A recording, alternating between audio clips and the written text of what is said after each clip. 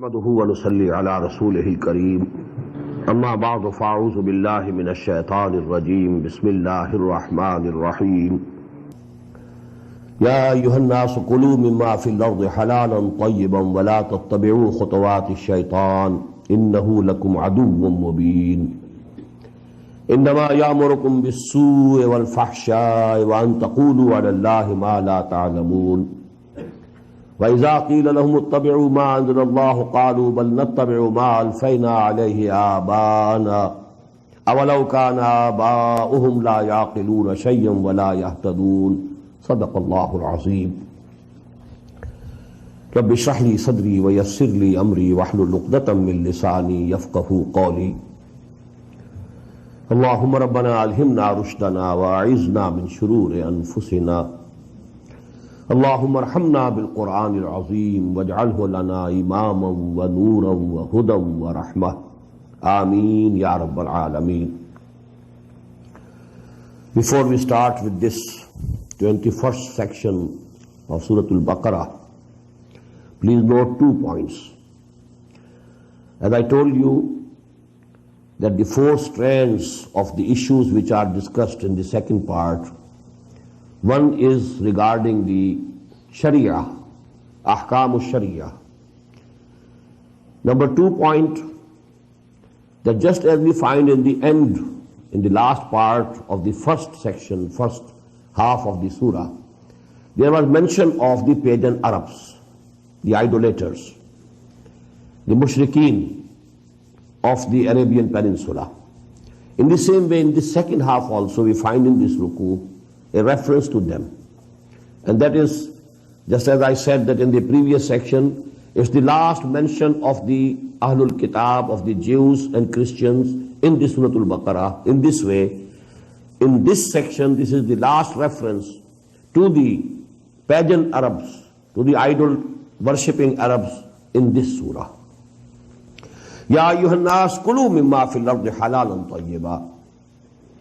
O people, O mankind, eat from whatever is in the earth which is halal, lawful, and tayyiba, and good, and refined. وَلَا تَتَّبِعُوا خُطُوَاتِ الشَّيْطَانِ. And don't follow the footsteps of shaitan. إِنَّهُ لَكُمْ عَدُوٌّ مُبِينٌ. Verily, he is for you a clear enemy. Now 2 things. كُلُوا مِمَّا فِي الْأَرْضِ حَلَالًا طَيِّبًا. Whatever is halal, permissible, eat it. Don't refrain from eating anything which is declared by Allah subhanahu wa ta'ala as permissible, as halal. Shaitan attacks human beings in 2 ways. He will persuade you to eat what is haram. And then he will give you different waswasa, different ideas about things which are halal. And he will ask you not to eat them, not to go near them. So actually keep both these things in your view. Kulu mimma fil ardi halalan tayyib. Eat whatever is halal and whatever is tayyib, whatever is good in all the earth that Allah subhanahu wa ta'ala has provided you with food. And don't follow the footsteps of shaitan. He is for you a clear enemy. Innama yamurukum bis-su. He actually ordains you. He commands you to whatever is evil, wal fahsha, what is sinful, wa an taqulu ala Allahi ma la ta'lamun. And he also commands you to say something about Allah what you not know, without any knowledge. And it has another meaning also, to ascribe to Allah something about which you have no knowledge. That Allah has declared this thing to be haram, whereas we don't find anything in the Quran or in any revealed scripture that this is haram. This has been declared haram from Allah subhanahu wa ta'ala. But you know, he will ascribe these things, just as the people in the Arabian Peninsula, they had declared many things to be haram. The Jews had declared the meat of camel to be haram, although there was no proof. Only Hazrat Yaqub alayhi salatu wasalam didn't like it personally. It was his liking or disliking, that's all, personal liking or disliking. But they declared it to be haram. In the same way, there were animals in the Arabian Peninsula who were given the names, for certain gods, that this is reserved for that god and this is reserved for that god. And certain animals who had brought forth some offspring, some number of offsprings. After them, now they are haram. You cannot take any service from them, you cannot eat their flesh, although those animals were halal in themselves. So all these things are covered by these ayat. إِنَّمَا يَأْمُرُكُمْ بِالسُّوءِ وَالْفَحْشَاءِ وَأَن تَقُولُوا عَلَى اللَّهِ مَا لَا تَعْلَمُونَ. And you ascribe to Allah subhanahu wa ta'ala those things which you don't know.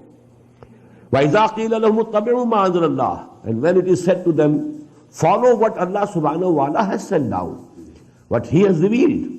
قَالُوا بَلْ نَتَّبِعُ مَا أَلْفَيْنَا عَلَيْهِ آبَانَا.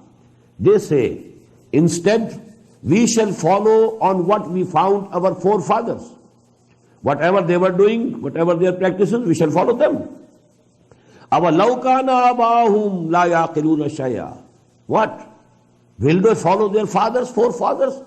Although it may be that their fathers were not knowing anything, were not understanding anything. أَوَلَوْ كَانَ آبَاؤُهُمْ لَا يَعْقِلُونَ شَيْئًا وَلَا يَهْتَدُونَ. And they were not the guided people, they were not on the guidance. وَمَثَلُ الَّذِينَ كَفَرُوا كَمَثَلِ الَّذِي يَنْعِقُ بِمَا لَا يَسْمَعُ إِلَّا دُعَاءً وَنِدَاءً.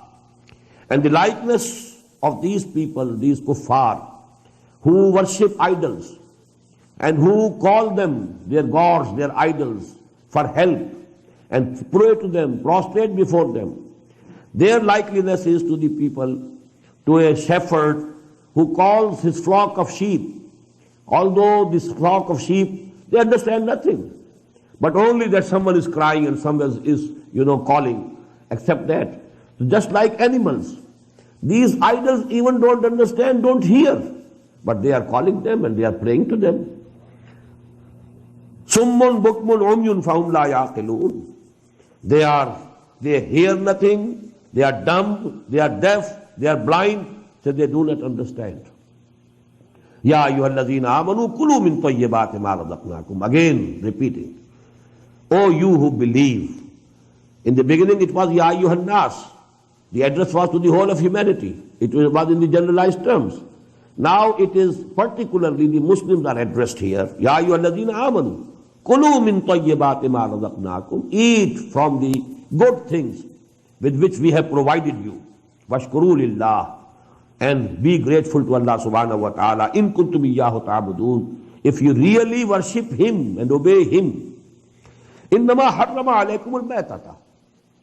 He has declared for you haram and He has forbade you from eating what? 4 things. Al-mayta, the flesh of dead animals. Wad-dama, and the blood. Wa-lahm al-khinzir, and the flesh of swine. وَمَا أُهِلَّ بِهِ لِغَيْرِ اللَّهِ. And whatever was sacrificed in the name of anything else, anyone else except Allah. وَمَنِ اسْتُرَّ غَيْرَ بَاغٍ وَلَا عَادٍ. Then whosoever is forced by necessity, he has nothing else to eat, and he is dying of hunger, he can eat from these things even. Although these things have been declared to be haram, najis in itself, in themselves. But a person who has nothing to eat, who cannot find anything more to eat, any other thing to eat, and he is going to die of hunger, he is allowed to eat from these also. فَمَنِ اسْتُرَّ غَيْرَ بَاغٍ وَلَا عَادٍ. There are 2 conditions. There must be no craving for it. You say that I am eating pork because I have no other thing to eat here. No. You are not going to die without taking pork here. Then maybe that you have some craving within your heart for this, and you are only, using it as only a lame excuse and nothing else. There should be no craving for it, no liking for it, wala adin. And only that much amount can be taken which will save you from dying, not more. فَمَنِ اسْتُرَّ غَيْرَ بَاغٍ وَلَا عَادٍ فَلَا إِثْمَ عَلَيْهِ. on such a person if he takes some of these things which are forbidden, which are haram in themselves, there is no sin on him. Inna Allah ghafurur rahim. Verily Allah subhanahu wa ta'ala is forgiving and He is merciful. Inna alladhina yaktumuna ma anzalallahu min al-kitab. Verily those who hide and conceal what Allah subhanahu wa ta'ala has sent down from the book, in the book. وَيَشْتَرُونَ بِهِ ثَمَنًا قَلِيلًا. And they are purchasing, like accepting, in exchange, very low price. أُولَٰئِكَ مَا يَأْكُلُونَ فِي بُطُونِهِمْ إِلَّا النَّارِ. They are the people who are not eating into their stomachs and bellies except fire of hell. Although they might be eating very tasty foods, but this is actually the fire of hell, the cinders, burning cinders of hell, which they are putting in their stomachs and bellies. وَلَا يُكَلِّمُهُمُ اللَّهُ يَوْمَ الْقِيَامَةِ. Allah will not speak to them on the day of judgment, on the doomsday. وَلَا يُزَكِّيهِمْ. And He will not purify them. وَلَهُمْ عَذَابٌ أَلِيمٌ. And for them is a very painful torment. أُولَٰئِكَ الَّذِينَ اشْتَرَوُا الضَّلَالَةَ بِالْهُدَى. They are the people who have purchased zalalah, error, and going astray in exchange for hidayah, hudan, in exchange for guidance. They have given up guidance, accepted zalalah. Wal azab bil maghfirah. They have exchanged azab for maghfirah. They could have maghfirah of Allah subhanahu wa ta'ala, forgiveness of Allah subhanahu wa ta'ala, but they have given it up and they have chosen the punishment and the torment of Allah subhanahu wa ta'ala. فَمَا أَصْبَرَهُمْ عَلَى النَّارِ. How bold they are for the fire of hell. ذَلِكَ بِأَنَّ اللَّهَ نَزَّلَ الْكِتَابَ بِالْحَقِّ. And this is because Allah subhanahu wa ta'ala sent down His book with haqq, with whole truth, the total truth. وَإِنَّ الَّذِينَ اخْتَلَفُوا فِي الْكِتَابِ لَفِي شِقَاقٍ بَعِيدٍ. And verily, surely those who are making differences concerning this book, who are differing concerning this book, they are in a very far away enmity, shiqaqin ba'id. They have gone far away in enmity and arrogance. Now comes a very big ayah of the Quran and a very grand ayah. It gives us a very comprehensive view of what is the virtue, what's the concept of virtue and goodness in Islam. لَيْسَ الْبِرَّ أَن تُوَلُّوا وُجُوهَكُمْ قِبَلَ الْمَشْرِقِ وَالْمَغْرِبِ. It's not all charity, all good, that you turn your faces towards the east and west. The same subject, There are two full sections of the Quran, of the Surah Al-Baqarah, which discuss directly the issue of the changing of the direction of the Qibla. But two sections before we found the beginning. لِلَّهِ الْمَشْرِقُ وَالْمَغْرِبُ فَأَيْنَمَا تُوَلُّوا فَثَمَّ وَجْهُ اللَّهِ. And two sections later, we are again having the mention of the same issue. Don't think that this is all virtue and this is most important. You have attached, out of proportion importance to this issue. لَيْسَ الْبِرَّ أَن تُوَلُّوا وُجُوهَكُمْ قِبَلَ الْمَشْرِقِ وَالْمَغْرِبِ. The real charity, real good, real virtue is not that you turn your faces towards the east or west. وَلَكِنَّ الْبِرَّ.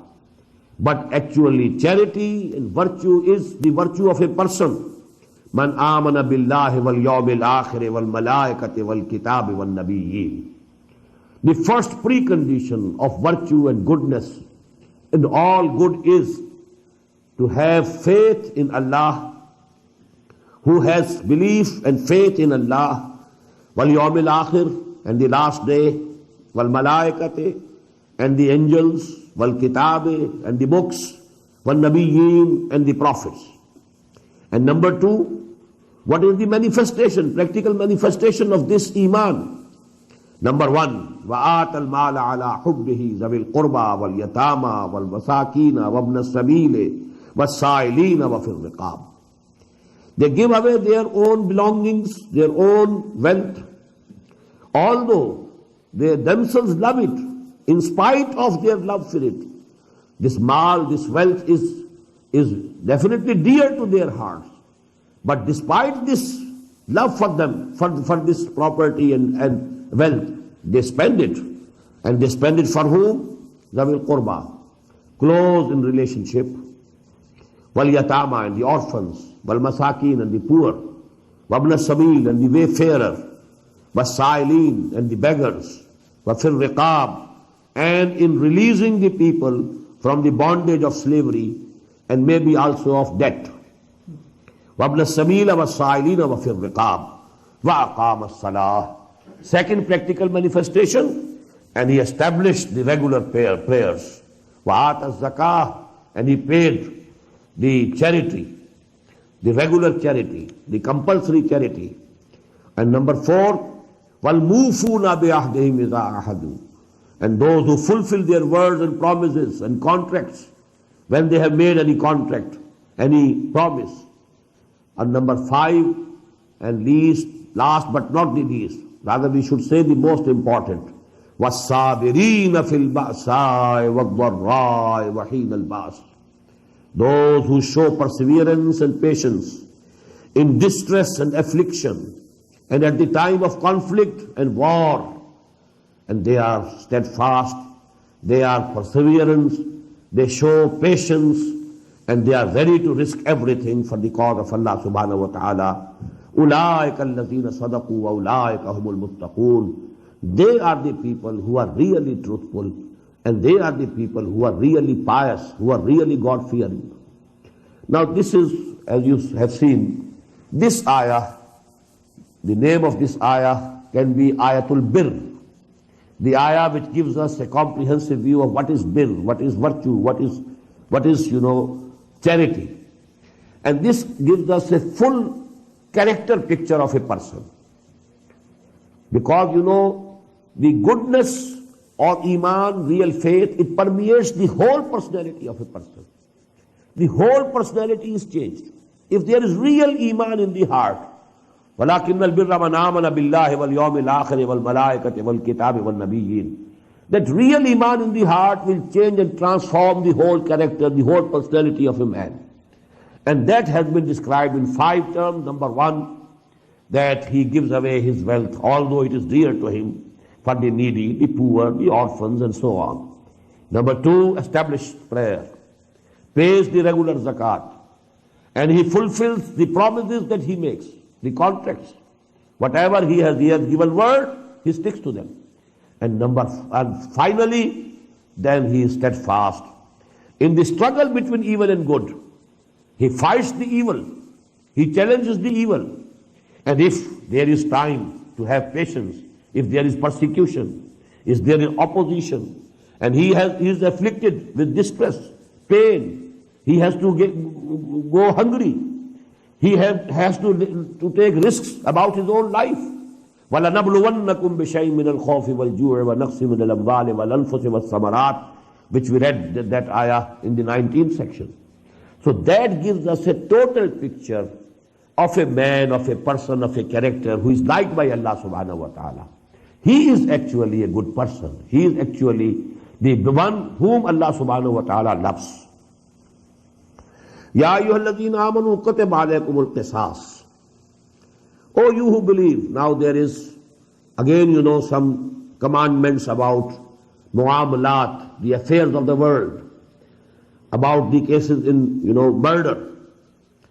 Because in every human society there can be killing, slaying, and murder. Ya ayyuhalladhina amanu kutiba alaykumul qisasu fil qatla. O you who believe, the law of equitable retribution concerning the slain, the murdered one, that has been made essential for you. Kutiba alaykum. It has been made imperative on you. You have to abide by this law of equitable retribution concerning the cases of slaying and killing and murdering. Al-hurru bil-hurr.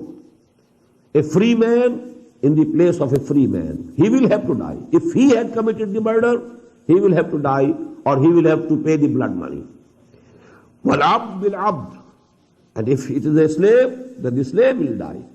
Not that because the slave he has killed a free man, so he is not equal to his life. No. A man is equal to every other man as regards the life. وَالْأُنْسَى بِالْأُنْسَى. And if the murderer is a woman, then that woman will go. فَمَنْ عُفِيَ لَهُ مِنْ أَخِيهِ شَيْءٌ. Whosoever is, for whomsoever something is diminished from his brother, Now the brother of the slain, of the murdered person, of the killed person, their kith and kin, if they are ready to pardon him, it is as if they have done some favor to him. فَمَنْ عُفِيَ لَهُ مِنْ أَخِيهِ شَيْءٌ. If they have accepted the blood money, that is also a mercy to him, to the murderer, to the killer. فَاتِّبَاعٌ بِالْمَعْرُوفِ. So then it should be given alleviation from your Lord. It should be in the proper way. أَعْدَاءٌ إِلَيْهِ بِإِحْسَانٍ. And that blood money should be paid to them in a very beautiful way. Not grudgingly. أَدَاءٌ إِلَيْهِ بِإِحْسَانٍ. ذَلِكَ تَخْفِيفٌ مِّن رَبِّكُمْ وَرَحْمَةٌ. And this is an alleviation, a decrease, a leniency from your Lord and a mercy. فَمَنِ اعْتَدَى بَعْدَ ذَلِكَ. Whosoever transgresses even after that, he has accepted the blood money also, and he is after taking the life of the killer also. Whosoever does both the things, فَلَهُ عَذَابٌ أَلِيمٌ. For him there is a very painful punishment. So this is the beauty of the Islamic law about these cases of murder, If somebody is murdered, he has gone. Now, even if the killer is killed, the family of the murdered person gets nothing. But if, this family pardons the killer, now this killer, this murderer is under an ihsan of those people. And this will be good for both the parties. Otherwise, especially in the tribal societies, killings go on, revenge taken from one tribe, then the people of the other tribe kill so many people of that tribe, then again this tribe takes the revenge and kills so many people of that tribe. It goes on. In dynasties it goes on. Generation after generation it goes on.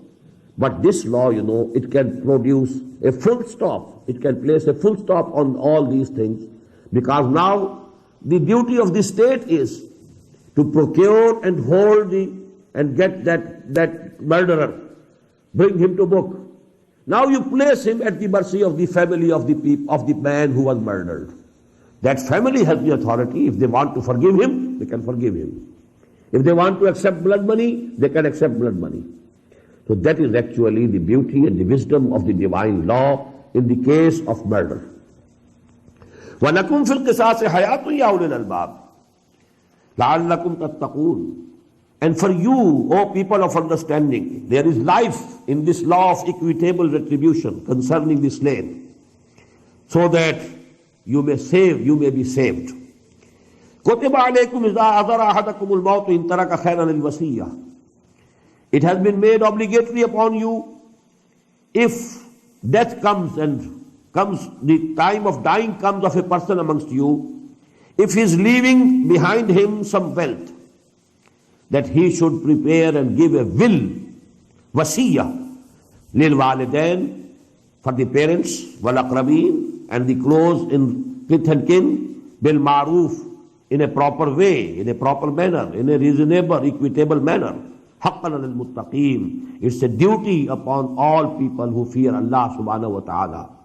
Actually, this ayah has been abrogated in toto. Because when in Surah Al-Nisa, the law of inheritance was revealed in detail. This is the portion of the father of the deceased, this is the portion of the mother of the deceased, and this is the portion of the daughters, and this is the portion of the sons. And if there is none among the parents or the offsprings, then this wealth can go to the brothers and sisters and so on. When that law was revealed, this thing was abrogated. Now it is not necessary for any Muslim to prepare a will, because whatever he leaves behind him, it will be distributed according to the law of the Sharia, law of inheritance.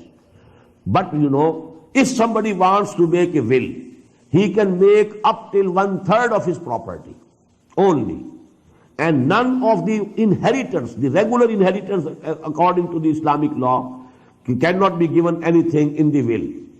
That is the portion that Allah subhanahu wa ta'ala has fixed. They will get only the fixed portion. This will can be only for other people, some poor people, some institutions, some work of charity that can be given, but up till the limit of 1/3 of the total property, not all, not more than 1/3. So this is applicable only now to the 1/3 of the property of a person who has died, and rest of it will definitely be distributed according to the law, detailed law, which is revealed in Surah An-Nisa. So it can also be said that this ayah has been abrogated totally, because it is no more essential, obligatory for a Muslim to have a will. So, Kutiba alaykum iza hadara ahadakumul mautu in taraka khairan lil wasiyah, this commandment has been abrogated in toto. But a part of it has been retained by Muhammad sallallahu alayhi wasallam. It is from Sunnah, that if somebody wants to give something in a will, then he can do it up till 1/3 of his property. فَمَنْ بَدَّلَهُ بَعْدَ مَا سَمِعَهُ, but then whosoever changes it after he had listened to it, فَإِنَّمَا إِسْمُهُ عَلَى الَّذِينَ يُبَدِّلُونَهُ, so the sin of it will be on those who change it. A person is dying and he has given a will, supposedly verbally only, but the people who were there, they have now changed. They say, no, he said not that thing, but he said this thing. So now the person who has died is not responsible. He will not to be blamed on the day of judgment. It will be those who have changed his will, they will be brought to the book and they will be blamed. Inna Allah Samiun Alim, verily Allah subhanahu wa ta'ala listens to everything and he knows everything.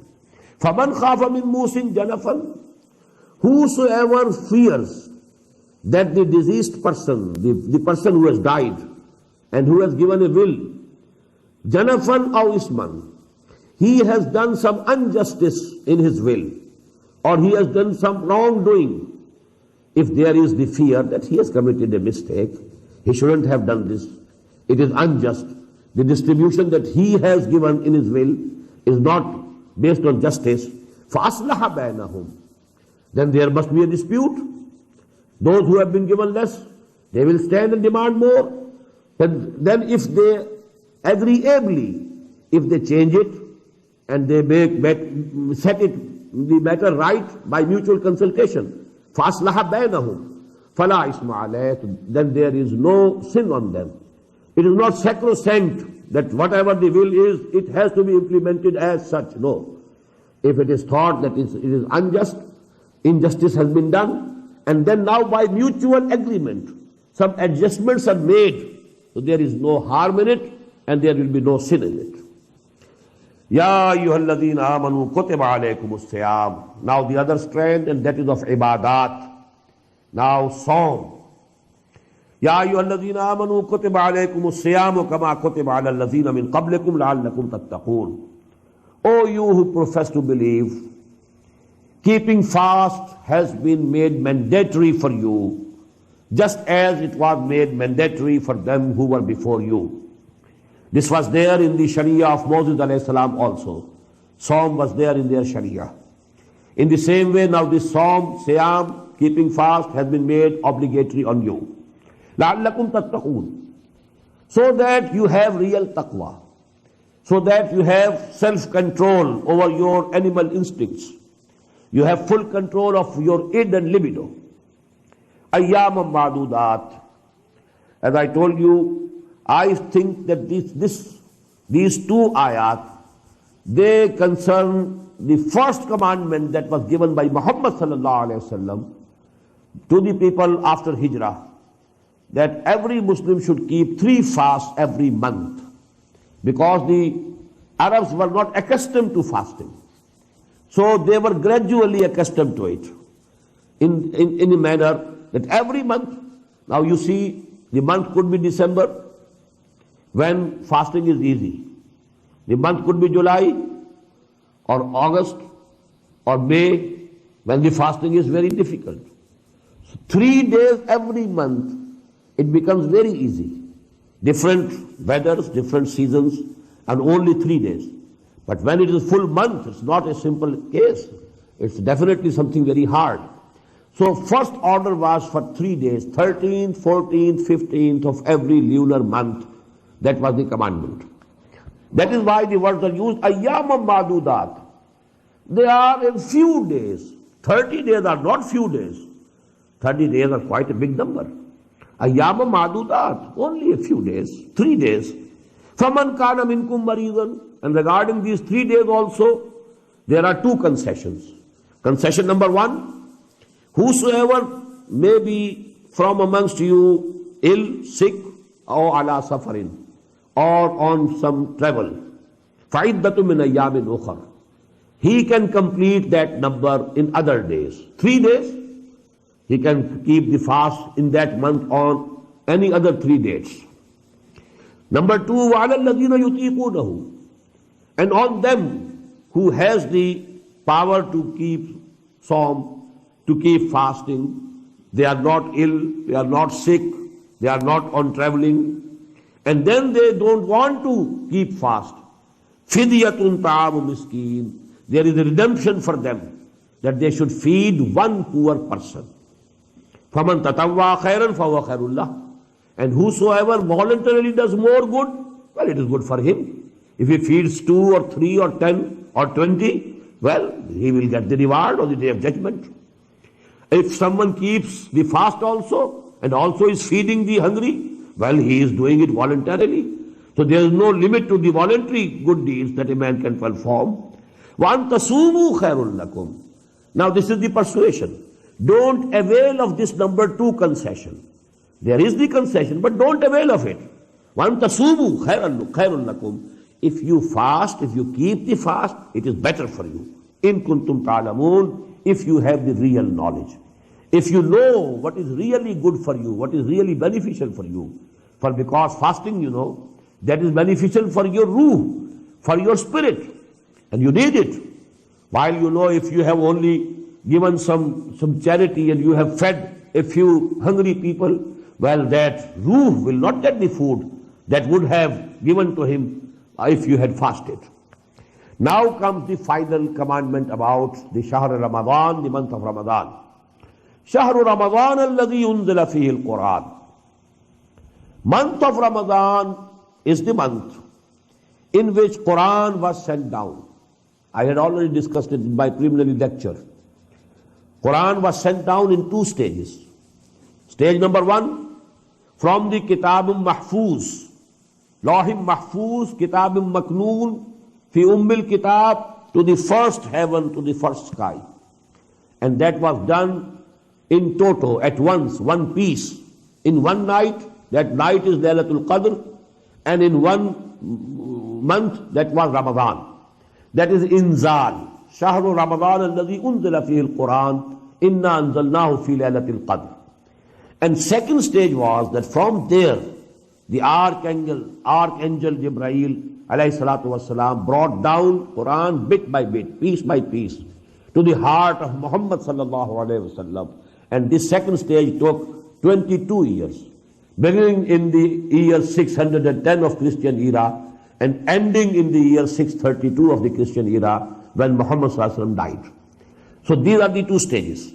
Shahru Ramadan alladhi unzila fihi al-Quran, Hudan lin-nas wa bayyinatin min al-Huda wal-Furqan. And what is this Quran?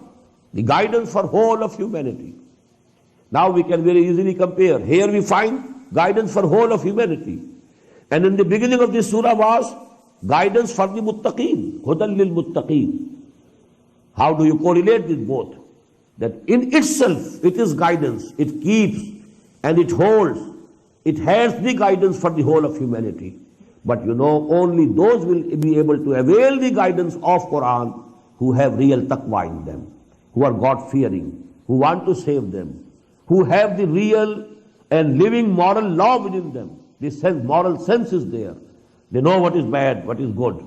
They want to be good. For them only, they can only avail from the guidance of this book. Hudan lil-nas wa bayyinatin min al-Huda. And this guidance is in very clear terms, bayyinat, self-evident. Wal-Furqan, and the criterion between good and bad, evil and good, between false and real. فَمَنْ شَهِدَ مِنْكُمُ الشَّهْرَ فَلْيَصُمْ. Now whosoever of you witnesses this month, he has to keep fasting throughout the month. فَلْيَصُمْ ho. This pronoun ho is going towards Shahr Ramadan. The whole month of Ramadan you have to keep fasting. وَمَنْ كَانَ مَرِيضًا عَلَى سَفَرٍ. Of the original 2 concessions, one has been retained, and that is why it has been repeated. Whosoever among you is ill or sick, أو على سفر, or he is on some travel, فَعِدَّةٌ مِّنْ أَيَّامٍ أُخَرٍ, he will complete the number. If the number was 30 days of Ramadan, you have to complete 30 days. If the number was that year 29 days of Ramadan, you have to complete 29 days. That number of the month of Ramadan has to be completed. The second concession is now abrogated. That is no more. But here also we find, from the wisdom of the Prophet ﷺ, that he has retained for a very extreme cases, a man who is very sick, and he cannot keep fasting. There is fear that he may die. A person he is suffering from a disease from which there is no hope of recovery, and he cannot bear this hardship of fasting. For them, the Prophet ﷺ has retained that option, that in place of one day of fasting, they can feed one poor person. But not generally, not the healthy people, not the people who can go to fast. They cannot avail of this concession now. This is gone forever. يُرِيدُ اللَّهُ بِكُمُ الْيُسْرَ وَلَا يُرِيدُ بِكُمُ الْعُسْرَ. Allah intends for you ease, not difficulty. Don't be cruel to yourself. If you are suffering from fever, high fever, don't keep the fast. When Allah subhanahu wa ta'ala has given you the concession, He intends for you ease, not difficulty. وَلَتُكْمِلُوا الْعِدَّةِ. But anyhow, you have to complete the figure, the number now. That is obligatory. That figure, that number is to be completed. وَلَتُكَبِّرُوا اللَّهَ عَلَى مَا هَدَاكُمْ. And so that you glorify Allah. Rather, the word should be magnify Allah. Takbir means to make something bigger and bigger. Allahu Akbar, Allah is the greatest. So now the saying Allahu Akbar, this is takbir. But actually only saying is not sufficient. To make Allah supreme, to make the deen of Allah supreme, so that He is obeyed in all aspects of life. It is actually takbir of the Rabb, that He is really accepted as great, as the biggest, as the greatest, as the authority, as the sovereignty blessed with Him. So actually this is takbir. وَلَتُكَبِّرُوا اللَّهَ عَلَى مَا هَدَاكُمْ. But this takbir, after the Psalm, after the month of Ramadan, when there is Eid, then we have special takbir. In the Salah of Eid, there are additional takbir. This takbir, saying Allahu Akbar, is also takbir. وَلَتُكَبِّرُوا اللَّهَ عَلَى مَا هَدَاكُمْ. And this takbir is on the guidance that Allah subhanahu wa ta'ala has given you. You should magnify Him, glorify Him on the guidance that He gave you. The blessings of Allah subhanahu wa ta'ala that came to you in the form of Quran. وَلَعَلَّكُمْ تَشْكُرُونَ. And so that you can really be grateful to Allah subhanahu wa ta'ala. Now this has a very deep meaning. As I told you, man is composed of two constituent parts. The animal existence, the material existence, and the spiritual existence. Both are self-sufficient and independent, joined together. The tendencies of both are different, rather opposite to each other. One has come from this earth, from the clay of the earth, from the crust of the earth. The other has come from Allah subhanahu wa ta'ala. يَسَأَلُونَكَ عَنِ الرُّوحِ قُلِ الرُّوحُ مِنْ أَمْرِ رَبِّي. Our animal being, the source is this earth. And everything that we need for this animal being, for its feeding, for its requirements, all things come from there, from the earth. The food is coming from there. Everything which rejuvenates this body, this animal existence, coming from the earth. And now for this ruh, something that comes from Him, from whom the ruh has come. That is the only thing that can give him the strength, the real life, the vigor. This ruh needs, feeding. And the food of this ruh and this spirit is the word of Allah subhanahu wa ta'ala.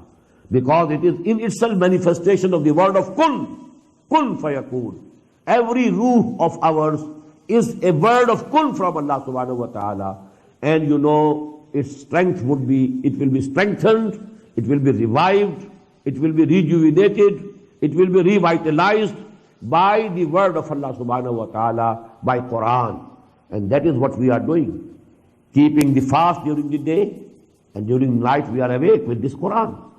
Actually, this is the two-pronged attack for this spiritual purification during the month of Ramadan. During the day, you are with fast. You are suppressing your animal existence. You are weakening it. At least some weakening is there. Although the weather may be very good, but then starvation, refraining from food and drinking, it has that effect, definite effect.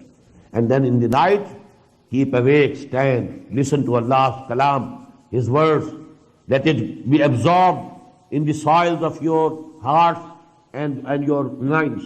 And that is actually, then you will know what a big blessing this Quran is. And then you will be able to give the thanks to Allah subhanahu wa ta'ala proportionately. And the next result is, وَإِذَا سَأَلَكَ عِبَادِي عَنِّي فَإِنِّي قَرِيبٌ. When the ruh awakens, when the ruh is revitalized, it wants to get nearer to Allah subhanahu wa ta'ala, to its real source. كُلُّ شَيْءٍ يَرْجِعُ إِلَىٰ أَصْلِهِ. This is the saying of the Arabic language. Everything wants to return to its own source. The source of this ruh is Allah subhanahu wa ta'ala. So when it is awakened and when it has been revitalized, it wants to be nearer to Allah subhanahu wa ta'ala.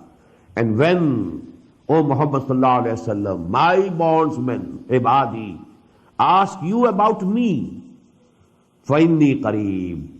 Tell them I am very near to them. I am not far off. I am very close to their hearts. I am nearer to them than their jugular veins. I am with them wherever they are. هُوَ مَعَكُمْ أَيْنَ مَا كُنْتُمْ. He is with you wherever you are. أُجِيبُ دَعْوَةَ الدَّاعِ إِذَا دَعَانِ. I respond to the invocations. I respond to the prayers, supplications of my bondsmen. إِذَا دَعَانِ. Where and when they call me, where and when they pray me, I listen to their prayers. I accept their prayers. I respond to their supplications and prayers. فَلْيَسْتَجِيبُوا لِي. Now this is the other aspect, as I told you today, that the relationship between Allah and His bondsman is two-sided. فَاذْكُرُونِي أَذْكُرْكُمْ. Remember me, I will remember you. If you mention me in your heart, remember me in your heart, I will remember you in my heart.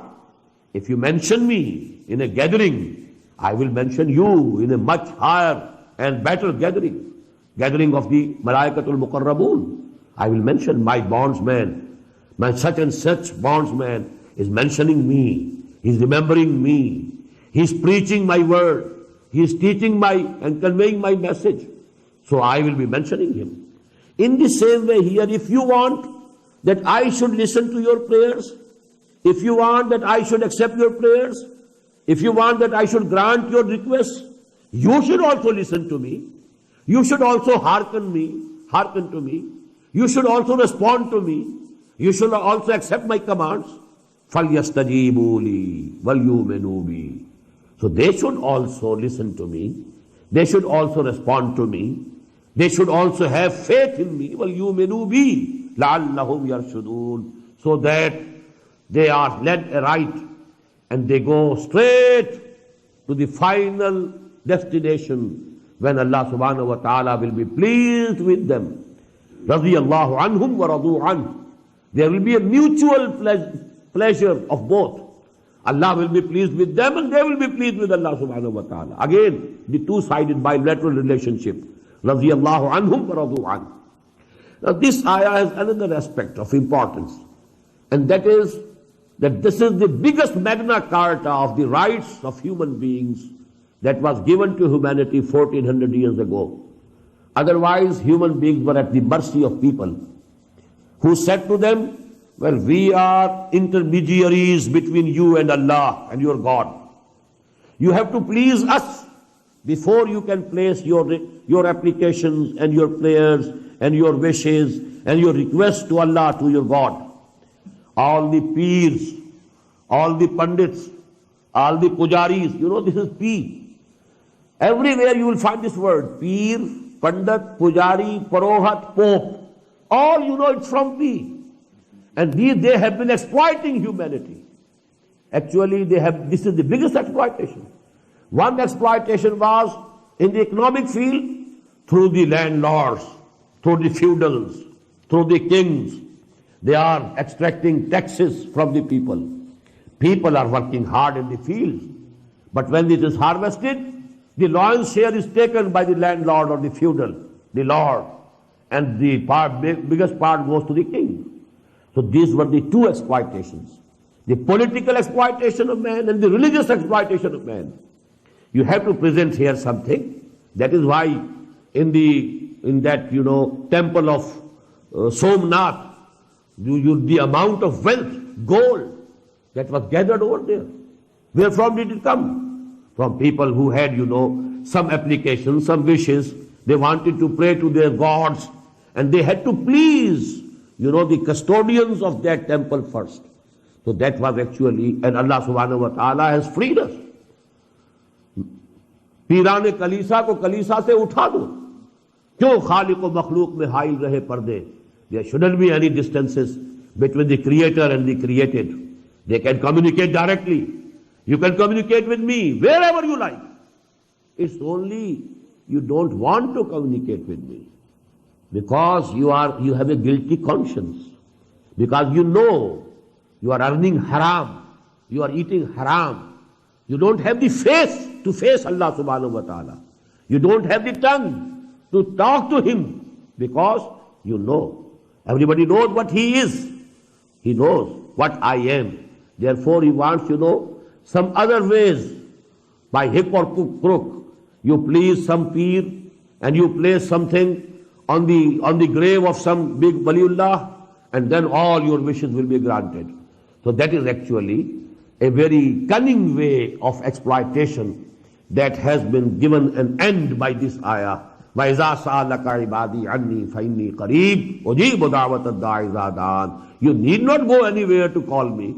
You need not please anybody to call me, to be able to communicate with me.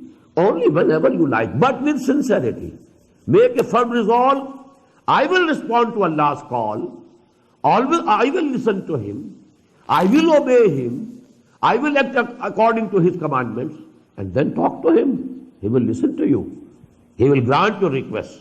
وَإِذَا سَأَلَكَ عِبَادِي عَنِّي فَإِنِّي قَرِيبٌ أُجِيبُ دَعْوَةَ الدَّاعِ إِذَا دَعَانِ فَلْيَسْتَجِيبُوا لِي. The second part of this covenant should be also fulfilled. They also should listen to me, hearken to me, and they also should respond to me, and they also should have real faith in me, لَعَلَّهُمْ يَرْشُدُونَ, so that they reach the final destination of success. أُحِلَّ لَكُمْ لَيْلَةَ الصِّيَامِ الرَّفَثُ إِلَىٰ نِسَائِكُمْ. Now this very lengthy ayah, it gives final rules and regulations about the fasting in Islam. Because previously in the former Muslim Ummah, there was no sehri, no eating or drinking after you said your night prayer. For example, after Isha, no eating, nothing of the sort, till the next Maghrib, when night starts again. So the fast covered the night as well as the day. Only for a little time between Maghrib and Isha you could eat and drink and nothing else. Here, this now fasting has been reduced to only the daytime, from the dawn to the sunset. So this is then there was no sexual intercourse also permitted during the fasting, because the night was also included in the fast. So there could be no sexual intercourse between the husband and the wife. So these things were there in as practices among the Jews. And the Muslims of Medina, they were seeing that the Psalm in the Jews has these additional limitations. So they thought that they are included in Islamic laws also. Although there was no mention of it before in the Quran, either to the contrary or confirming those regulations. But some people thought that it is not lawful, it is not permissible to have sexual intercourse with their wives. But still, they were doing it. So in a way, they were betraying themselves. They were doing khiyanah with their own selves. So Allah subhanahu wa ta'ala has mentioned it first in this ayah, and then given the final rules that this is the difference between the Psalm of Islam and the Psalm of the Jews of the previous Ummah. أُحِلَّ لَكُمْ لَيْلَةَ الصِّيَامِ الرَّفَثُ إِلَىٰ نِسَائِكُمْ. It has been declared lawful for you to have sexual contact with your wives during the nights of the fasting. The fasting is for the day, not for the night. Hunna libasul lakum wa antum libasul lahun. They are like a covering, because just as the dress, they are like dress to you and you are like dress to them. This dress covers our body. So actually the intimacy between the dress and the body, so that has been referred to by this simile. They are like dress to you and you are like the dress to them. Hunna libasul lakum wa antum libasul lahunna. So this close affinity and proximity. Alim Allahu annakum kuntum takhtaruna anfusakum. It's in the knowledge of Allah subhanahu wa ta'ala that you were committing khiyanah with yourselves. You were betraying yourselves. You thought that this sexual intercourse is contrary to this psalm, and still you were doing it.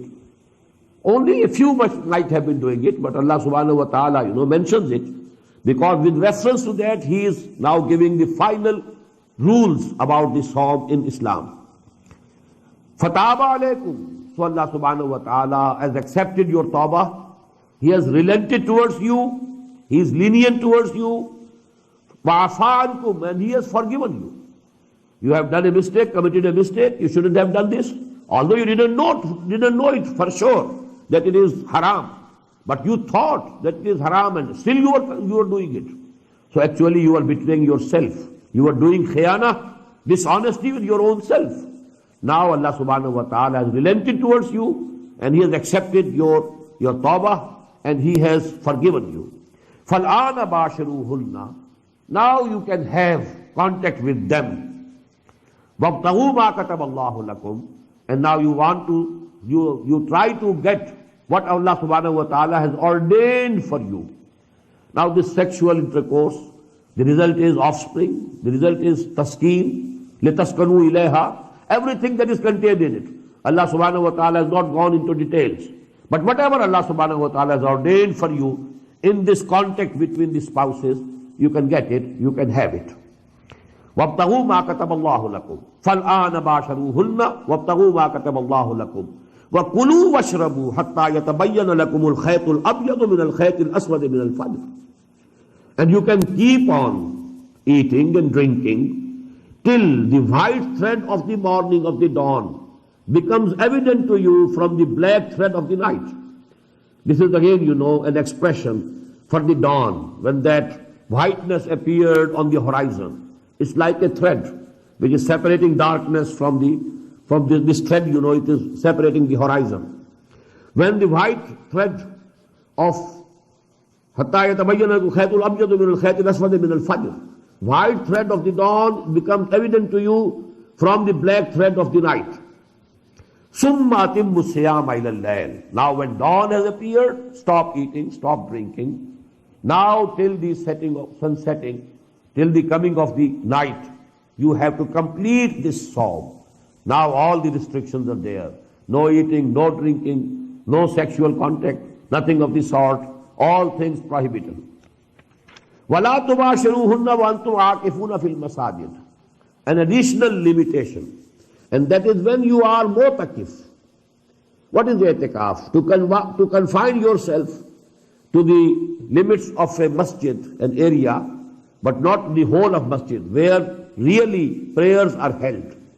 Because there are additional things, amenities, they are not included in the definition of masjid. Masjid is only the place where people really bow and prostrate and where they offer their prayers.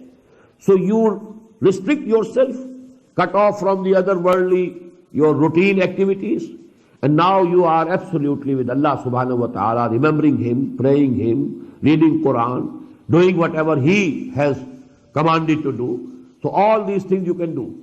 But you can't go out of these limits of the mosque, except when there is real need. If you have to respond to the call of the nature, you can go to the bathroom, the washroom, that's all. But otherwise, you cannot go out. So when you are mu'takif in the masajid, وَأَنْتُمْ عَاكِفُونَ فِي الْمَسَاجِدِ, then you cannot have any sexual contact with your wives. even during the nights of the Sawm. These are for the 10 days, the Masnoon I'tikaf, the last 10 days. After the night of the 21st begins, this is the beginning of I'tikaf, Masnoon I'tikaf. Nafil I'tikaf, voluntary I'tikaf can be for smaller period, can be at any time, during any month, any day. But this Masnoon I'tikaf, which was the practice of the Prophet Sallallahu Alaihi Wasallam, it is last 10 days of every month of Ramadan. وَأَنْتُمْ عَاكِفُونَ فِي الْمَسَاجِدِ تِلْكَ حُدُودُ اللَّهِ. These are the limitations laid down by Allah subhanahu wa ta'ala. فَلَا تَقْرَبُوهَا. Very beautiful. Don't go near them. At certain places in Quran there is لَا تَعْتَدُوهَا. Don't transgress the limits of Allah subhanahu wa ta'ala. Transgressing, you go out from the limits, it's something else. Don't go near them. Keep at a safe distance. If you are very near to it, then it's just possible that you can just cross it. Maybe unknowingly you have crossed the limits, because you are very near to the final limits. So keep at a safe distance from the limits that Allah subhanahu wa ta'ala has laid down. Tilka hududullahi fala taqrabuha. These are the limitations laid by Allah subhanahu wa ta'ala. So don't go near them. Keep yourself at a safe distance from them. كَذَلِكَ يُبَيِّنُ اللَّهُ آيَاتِهِ لِلنَّاسِ لَعَلَّهُمْ يَتَّقُونَ. In this way Allah subhanahu wa ta'ala explains his ayat. All his commandments are being explained. Everything which was doubtful about this ibadah, this mode of worship of Sawm, now it has been cleared. All the things have been explained. كَذَلِكَ يُبَيِّنُ اللَّهُ آيَاتِهِ لِلنَّاسِ. In this manner Allah subhanahu wa ta'ala makes his commands, his ayat clear for the people. لَعَلَّهُمْ يَتَّقُونَ. So that they can be saved. They don't transgress the laws. They don't transgress the hudud of Allah, the limitations of Allah unknowingly. So Allah subhanahu wa ta'ala has made everything clear and plain. وَلَا تَأْكُلُوا أَمْوَالَكُمْ بَيْنَكُمْ بِالْبَاطِلِ. And don't eat up one another's property and wealth bil batil, through false methods, illegal methods, unlawful methods. This can be in many ways. Stealing, you have stolen some property of somebody else. It is illegal. If he gives you himself in gift, you can take it, you can use it. If he has gifted it to you, if he has given you some present, you can take it, you can use it. But if you have stolen it, then it is haram for you, it is impermissible. It is not lawful for you to use it. Stealing, in the same way, now a particular case is being given here. وَتُدْلُوا بِهَا إِلَى الْحُكَّامِ لَا تَأْكُلُوا أَمْوَالَكُمْ بَيْنَكُمْ بِالْبَاطِلِ. Don't eat up one another's property and wealth through illegal means, through illegal methods. And don't present your property and your wealth to the rulers. لِتَأْكُلُوا فَرِيقًا مِنْ أَمْوَالِ النَّاسِ. With the intention that you eat up some part of the people's property bil ism, with sin, unjustly, وَأَنْتُمْ تَعْلَمُونَ, and you do it knowingly. This is the rishwa. This is, what that you present to the people, bribery. You present your money to the judge or to the authority, someone who can do some favor to you. Whatever favor he is doing to you, if he is a government official, it is at the cost of the interest of the government. And if there is some dispute, some case in the court of a judge, and you have pleased that judge through bribery, well, he will do you favor and he will do wrong to the other party. So you are eating the property and the wealth of the other party by giving your wealth to the judge, to the authority, to the person who is sitting in judgment on that matter. So don't do it. This is called bribery. And actually, the hadith, Ar-Rashi wal-Murtashi kilahuma fin-nar. Rashi means the person who gives bribe. Generally, we think that Rashi is the person who is accepting bribe and who is eating bribe. On the contrary, in Arabic language, the Rashi is the person who is giving bribe, and Murtashi is the person who is accepting bribe. So Rashi is more important. The Prophet ﷺ has first mentioned Rashi, the person who is presenting and who is offering bribe, he is Rashi. And here in the Quran also we are finding that the mention is being made of the people who are giving bribe. Now, tudlu biha ilal hukam. Don't give your mal, your property, your wealth to the rulers in order that you may eat up and you may usurp the property or wealth of other people bil ism, unjustly, and antum ta'lamun, and you might be knowing it, willfully doing it, then it is haram for you. Now, what is the logical relationship of this ayah with this section? This section started with taqwa. Kutiba alaykum as-siyam kama kutiba alal ladhina min qablikum la'allakum tattaqun. What is the criterion for taqwa? The criterion for taqwa is, if you are eating halal, you are muttaqi.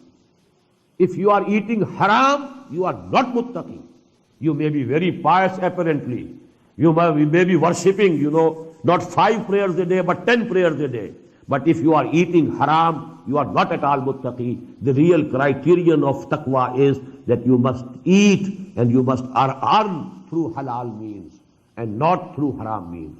Barakallahu li wa lakum fil Quran al-Azim wa nafa'ani wa iyyakum bil ayati wa dhikr al-hakim.